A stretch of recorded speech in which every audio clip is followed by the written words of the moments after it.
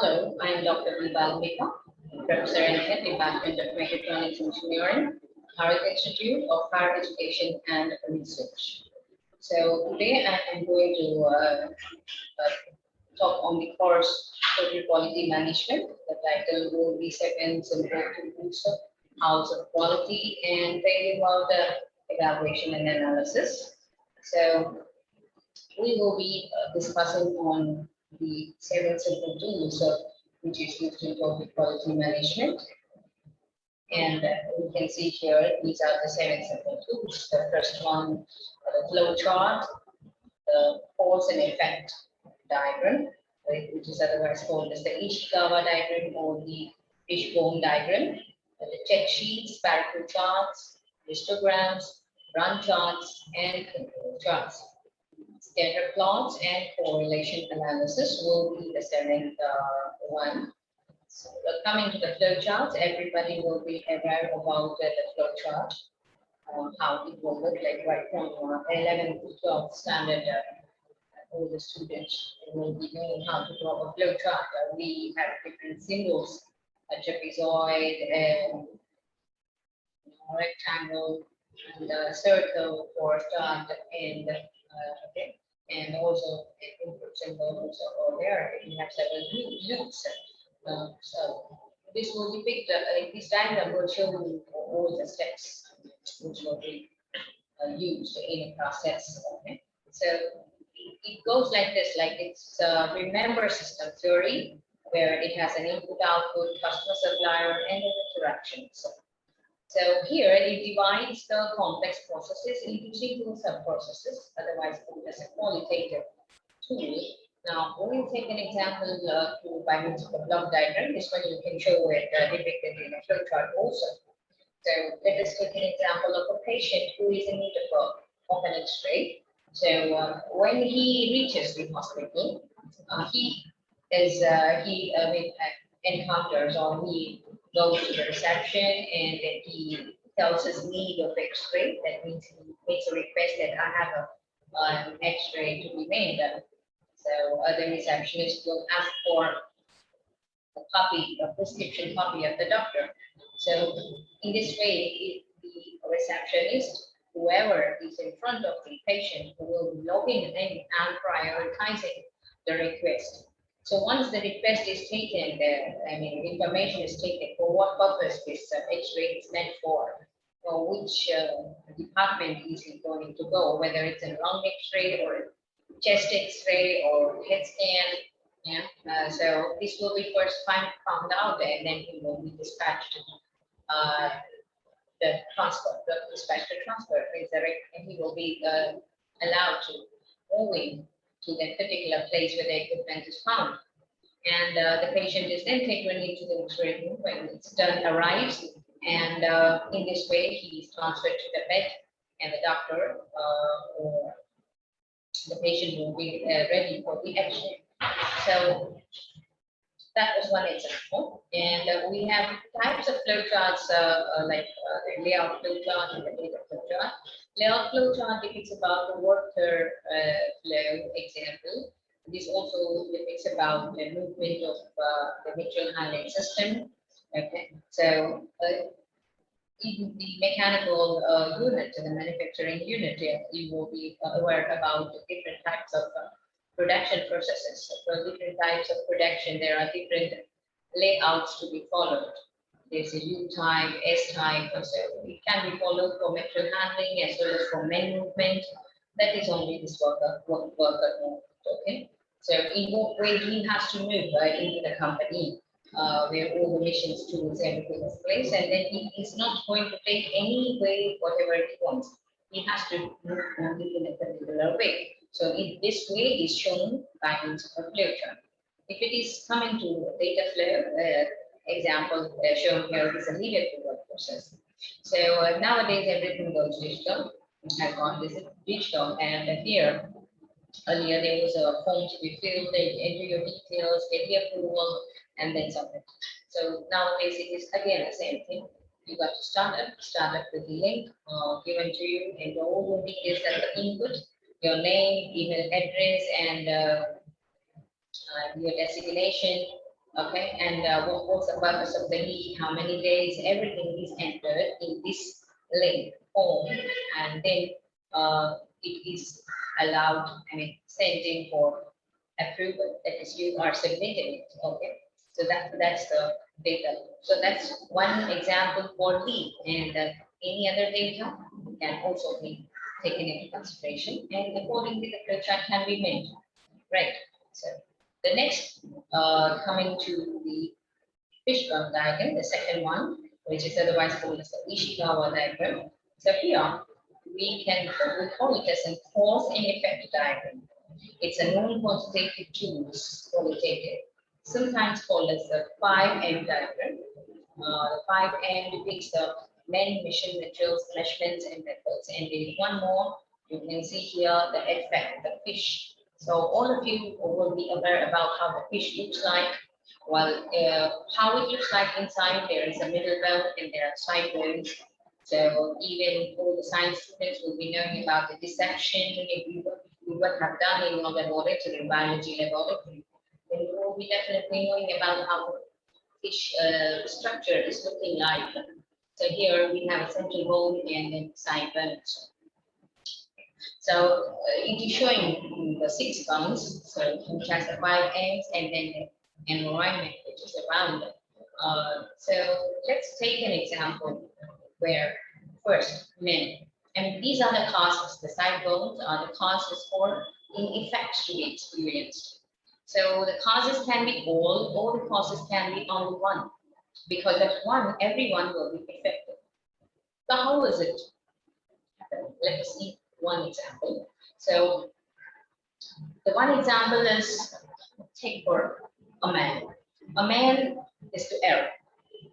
Human errors always happen, but total quality management means zero defects. So maximum you got to avoid defects. Let us say the man has produced 1,000 defective components out of 5,000 components. Imagine, it's a huge number, 1,000 defective components. In this case, what will be the effect? The material used has gone as a wastage. The measurement, the quality inspection team, again, he spends time for a defective product to check it and then reject it.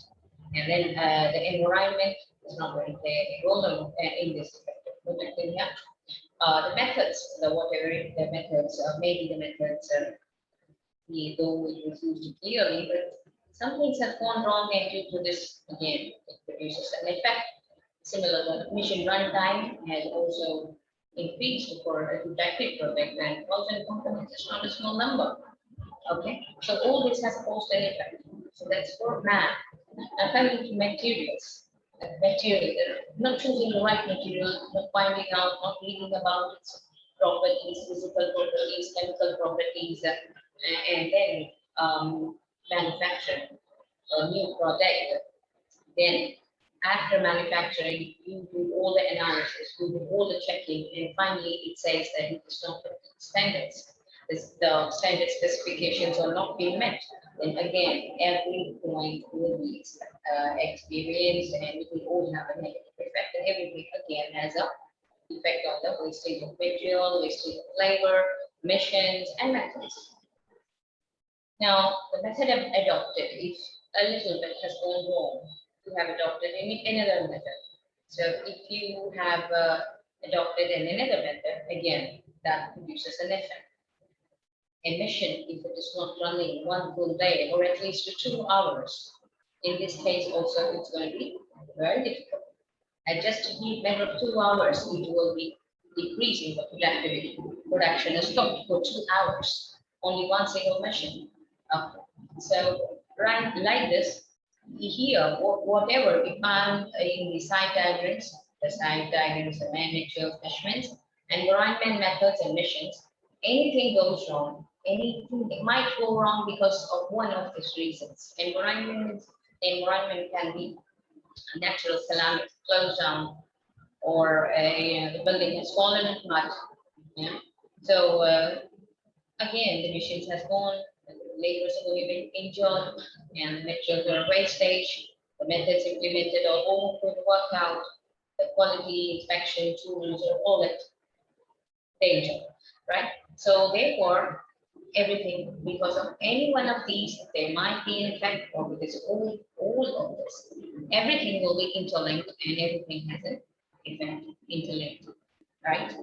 So the next one is coming with check sheets. The check sheets is it's a central tool for quality assurance programs, especially useful for operational procedures. It could be derived from the flow chart and the fishbone diagram. One example is shown here, how the quality check sheets is maintained in a workshop maintenance sheet. What kind of floor mentioned is a light floor. The date and period is mentioned. The type of equipment, if it is broken in maintenance, how many times there was no maintenance, how many times there were no enough workloads. Everything will be noted down and finally filtered. Coming to the next second tool, we have the Pareto Chart. A Pareto Chart is a bar graph or the combination of a bar and a line graph. The purpose of using this chart is to represent a set of data in a bar graph chart. So we can also say this is the line chart. The individual values are represented by the length of the bars, and the line shows the combined total. The values are expressed from the longest bar to the shortest bar in the graph. So if we notice it even more clearly, the bars are always found in a specific order, with the tallest bar at the very left and the rest in descending order from the left to right. This means that the shortest, smallest bar is always at the right side, far right side of the chart. So left side means it will be the higher one, okay? A Pareto chart uses a line graph, as well as I said you that it's also focused on line graph. Coming to what's a histogram? Histogram is a type of bar chart showing a distribution of variables. Again, it's not a bar chart, but there is a distribution of variables. A histogram represents each attribute or characteristic as a part column, and the frequency of each attribute or characteristic occurring as the height of the column. So if you see, okay, this is the Pareto chart difference between and the histogram. You can see here the benchmark. So after that, we have the benchmarking. It's a benchmarking, continuous process of measuring products, services, and practice against the company's toughest competitors or those renowned as industrial leaders. Concept behind this is to find out the performance level. How do we do it? What are the other performance levels? How did they get there? Native adaptation, breakthrough performance. And also we have benchmarking types. Before that, in a benchmarking, there is one more thing called as a quality circle. This quality circle is going to involve 8 to 10 workers, right? These workers can be of any designations. So they will be, there will be meetings, quality circle meeting conducted to find out the grievances. Everything will be put forward by the quality circle team members. And there will be one leader, he will be projecting it to the management team for approval. Let's say, for example, the quality circle problems encountered might be heavy working hours, or no bathrooms, no clean hygiene conditions maintained in the workshop, or no hygiene conditions maintained in the canteen. So like these kind of small issues which is happening in the company will be discussed in the quality circle. Whereas when we come to the benchmarking type, so here we will be finding many of equal designations, almost equal, not all of the same, but almost equal designations, and they all will be engineers and engineers if they are MBAs and MBAs. So they sit together and then find out there will be a problem statement, and they try to solve the problem statement. Each one will give a solution. The solution will be analyzed, and then the best one will be picked up and implemented. Okay. So that's about benchmarking. Coming to the types, we have internal benchmarking, competitive benchmarking, and generic benchmarking. So what's internal benchmarking? A comparison of internal operations, such as one site, or let's say a project team, against another within the same company, is called as internal benchmarking. Competitive, a comparison made against a specific competitor for the product, service, or function of interest. Next, coming to generic benchmarking, a comparison of business functions or processes that are same regardless industry or country. We have some other types also. We have the product benchmarking, process benchmarking, strategic benchmarking, and parametric benchmarking. The requirements for a successful benchmarking in practice, the main requirements are a strong and effective commitment from senior management to lead and implement the benchmarking process, a willingness to change and adapt based on the benchmarking findings, a realization that the competition is constantly changing, an openness to new ideas, creativity, and innovativeness in their application to their existing processes, a willingness to share information on the benchmarking findings. So, as I told you that the benchmarking almost consists of people of the same designation, so you've got to share your information with their partners. You gotta believe it first, because you shouldn't think that they might copy your work. Okay? And you gotta have trust, and you got to keep the confidence, confidentiality within the company as well as you and all the other partners with you. And you have to start to realize that there is a competition which is constantly changing, and you've got to work about it. So when there is a constant change in the competition, you've got to find out what's happening outside in the industry, what are the updates, and why you are lagging behind. So even if you sit for one day, you're going to lose a lot. Okay, so it's a continuous improvement process. You've got to first understand about it. The next benchmarking ideas, we find diagram is shown like network here. We have the business process, site activity, key performance indicators, networks. The steps for benchmarking is plan, analyze, action, review, repeat. So the first is clearly established. Plan is simple. Everybody will be knowing about what's the plan. Whatever you do, you're going to plan. Establish what has to be agreed, ensure it's important to you and your customers, and determine the data collection methodology to use. And doing the analysis. What is analysis actually? Let's make an example of a vehicle, a scooter. How do you analyze what went wrong? A technician might analyze immediately what went wrong, but as a mechanical engineer, you need some practice. If you already work in the garage, then there's no problem for you to analyze the parts what is wrong with the vehicle. But otherwise, what we do is we've got to split up the components and find out what went wrong, whether it is the spark plug, whether it is the carburetor, or any kind of blockages in the carburetor, or oil leakages or encountered, whether there is a silencer problem, you have to check with the silencer. You got to first analyze it, right? So that is gathering the data and determining the current performance gap against a competitor. This is in case of an industry, then in case of a competitor, right? And identify the reasons for the difference. After you do that, you have to develop and implement improvement plans and performance targets. Later on, you got to review it, monitor it against the performance targets. Repeat the whole process. Benchmarking needs to become habit if you're serious about it in your performance. But there are certain disadvantages and criticisms encountered in benchmarking techniques. Like we have seen in the slide, we are saying ideal copying others, as I told you.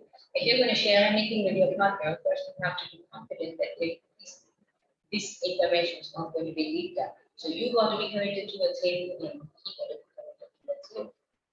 You got to commit towards each other, have the confidence, maintain confidentiality. Then only you can share. So if you do not, then it will become like copying each other's work. So how can an organization be superior if it does not innovate to get ahead? With a strategy or a business philosophy, It's a kind of improvement too. Now, apparently disadvantage is it's not a substitute for innovation. So we cannot say it's an innovation. We're only kind of solution, not an innovation. It's a source from ideas from outside, right? Next, coming to the ethics and benchmarking. As we have already discussed about this. It's keep it legal, be willing to give what you get, respect confidentiality, keep information controlled, use benchmarking contacts, right? So those were about benchmarking. Next, coming to quality function development. That is, we'll be talking about the House of Quality. Okay. So this quality function deployment was developed in Japan in the year 1970s, introduced in USA in the late 1980s. Toyota was able to give 60% of cost to bring a new car model to the market and decrease the 1/3 of its development time. Used in cross-functional teams, company fails to increase customer satisfaction. What's the need about functional deployment? The need goes like this. The product should be designed to reflect customers' desire and taste. House of Quality is a kind of conceptual map that provides conceptualist idea map that provides a means for interfunctional planning and communication to understand what customer mean by quality and how to achieve it from an engineering perspective. So the House of Quality is also a tool to focus the product development process. Should be employed at the beginning of every project, should be translated into measurable design targets. It can be applied to the entire problem or any subproblem. So first, all you've got to do is we've got to design them and take, and the rest takes completely much time. The House of Quality will look like this. We have a roof, and below the roof we have how to satisfy the customers. To the right-hand side, you find a block where it's written what the customer wants and the customer's importance rating are given in the terms of 1 to 5. So consider 1 to be the lowest one and 5 to be the highest. You can just rate it. Then into the right side, we have the complete assessment, target values, about the percentage, and the next one is about the technical evaluation. Let's see an example of quality. It's about designing a new camera with a great camera sync. The first action is to construct a house of quality. What's the first action? Plan, right? So the planning you got to construct. And to the left-hand side, how the customer wants, what the customer wants is, I had some 5 points. Depending upon the example, you can also have any number of points, depending upon the example. You want only 5 or 6. And according to your house, is going to become bigger or smaller.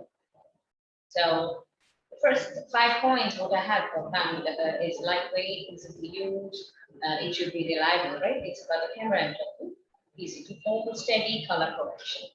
And I have rated it accordingly, like I have given the highest point to be reliable. So buying a camera is not a problem, but it has to be reliable.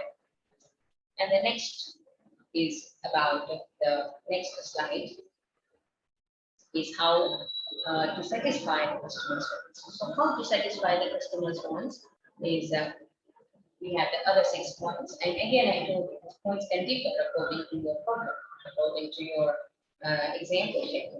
Right? So for the camera purpose, I'm taking these examples as low electricity requirements, aluminum components, autofocus, auto exposure, time palette, and ergonomic design. Ergonomic design is to find the comfortability of your chair. So ergonomic is when you hold it, how to hold it, and use a non-moving helps you anywhere. You got to find out what's about the design of the camera. The paint palettes which are available in that. And exposure mode, focus mode, and what kind of components are used, whether it's unique components, is it peripheral, and does it satisfy the customers? So with this, you can find out whether you can satisfy the customers or not. You will get a feedback. With that, you can also make some of the changes. Let's go for the mapping. So I have given one black dot, small dot for a low relationship, and also to the brown dot for medium. And the brown with dot is a high relationship. I'm going to map this in between. See here, the same thing I have written what the customer wants, and the rating was written was as before. And I have shown here as the first point is the small dot. Okay, and what is the small dot I have back here? See here, the first point is low electricity requirements, isn't it? So low electricity requirements, it doesn't have to do anything with the lightweight, right? It's all about electricity. So it doesn't have to do anything with the lightweight. So that's why I have mapped it as low relationship. And then coming to the second point, that's the aluminum components. The aluminum components, how it is related with lightweight.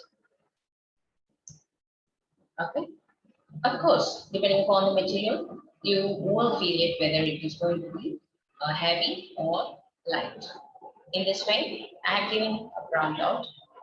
Okay. And the highest dot I have given for easy to hold steady, and that is mapped for the sixth point. So ergonomic design.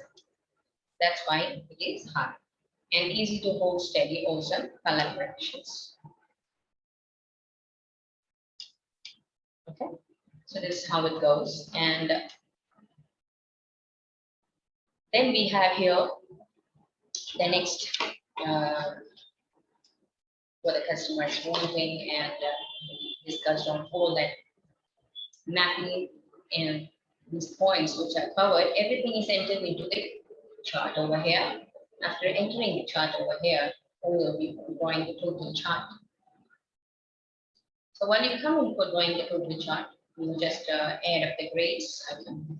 So when you add up this, it comes to the numbers, and we want to enter this into the house of quality. Now we're making a comparison between two companies, the BIHER and company. So the completed house of quality will be like this. So the next is house of quality sequence. We have house of quality 1, 2, 3. This one is for various reasons, for various examples, for various contexts. So these are all are as per the requirements. The next is deploying the resources. We handling the house of quality sequence. Coming to the next point is failure mode effect analysis. What is failure mode effect analysis? Let's learn the objectives at first. It is to understand the use of failure modes. To learn, it's just like a fishbone diagram. We will be understanding the failure modes. To learn the steps to developing FMEAs, to summarize the different types of FMEAs, and to learn how to link the FMEA to other process tools. These are some of the benefits here. Like it allows us to identify areas, processes that must most impact our customers. It helps us identify how a process is most likely to fail. And third point, to process failures that are most difficult to detect. Okay. So as we go on, like here, we have some identification examples, like a manufacturing unit. A manager is responsible for moving and the manufacturing operation to a new facility he or she wants to be sure to move goals as smoothly as possible. Coming to the design part, the design engineer wants to think of all the possible ways the product being designed to fail so that robustness can be built into the product. So, like if you want to manufacture something, you want to understand the failure modes and what process and what are the different processes where it is going to fail. What are the different designs where it is going to fail? What are the different? You're not going to think about the positive. You're going to only analyze about the failure. Right? And a software engineer wants to think of possible problems the software project will fail when scaled up to large databases. This is a core issue for the experts. Exactly coming to what is failure mode, it is the way in which the components of assembly product input or process could fail to perform its intended function. It may be the result of upstream operations or may cause downstream operations to fail. Things will go wrong. Why FMEA is required? Methodology that can be applied because the methodology that facilitates process improvement. Identify and eliminate concerns early in the development of a process or design. Improve internal and external customer satisfaction. Focus on prevention. Make it a customer requirement with the FMEA, or it can be applied to even the ISO. Coming to the structure approach, identify the ways in which a product or process can fail, estimating risk associated with specific process, prioritizing the actions that could take place to reduce the link, evaluating design, or otherwise validating design of current control process. This is why we conduct an FMEA. Why? Because earlier in the process improvement investigation, when new systems, products, and processes are being designed, when existing systems, processes, and processes are being changed, when carryover designs are used in your applications. Okay. So when you could do this is what you understand. When to use and that and FMEA. It is when there is process of improvement required, or when a new system products and so we only design, it's not complete, it's only the design stage. Okay, and if suppose you're going to change that, and when carryover design are used to the applications of the system product or process functions of the before specific hardware selected or to manufacturer. The history of FMEA is first used in the 1960s in the aerospace industry during the Apollo missions. It came on 1974 when Navy developed SP-1629 regarding the house of FMEA. The use of FMEA, sorry. In the late 1970s, the automotive industry was driven by laboratory process to use of FMEA. Later, this industry saw the advantages of using the use risk and control. The FMEA form just look like this. We have the types like we have FMEA types, and coming to the team too. What are the different kinds of team you're going to have in an FMEA?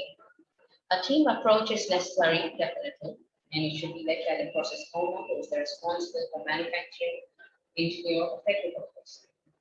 So the team members who will be designing engineers, process engineers, material suppliers, customers, operators, reliability, and suppliers.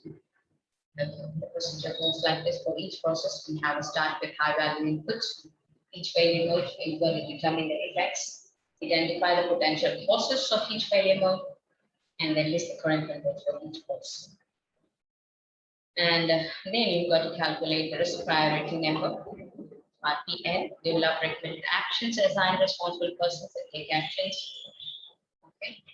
Assign the predicted severity, occurrence and detection levels, and compare. So you can see here the input and output. The severity, occurrence, and detection. Importance of the effects on customer requirements, occurrence frequency with which have a given cause occurs and creates failure modes. Detection ability of current control scheme to detect.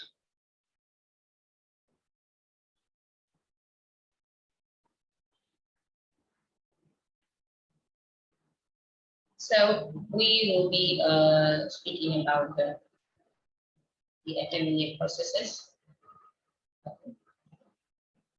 We will start with this. Thank you, all of you, for being with me here.